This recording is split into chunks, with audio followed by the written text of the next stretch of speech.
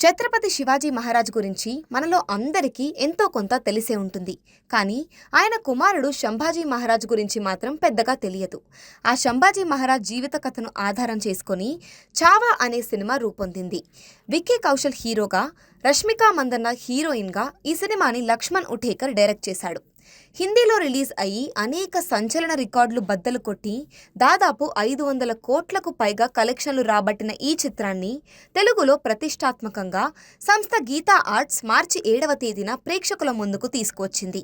ఇక తెలుగులో కూడా ఈ సినిమా ప్రేక్షకుల ఆదరాభిమానాలను చూరగొంటూ ముందుకు దూసుకువెళ్తోంది.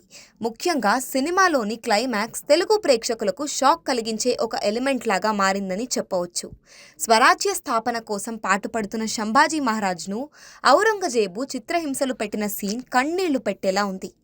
సినిమాలో విక్కీ కౌశల్ తన నటనతో పాటు తెలుగు డబ్బింగ్ కూడా బాగా కుదరడంతో సినిమా మీద ప్రేక్షకులు మరింత ఆసక్తి కనబరుస్తున్నారు.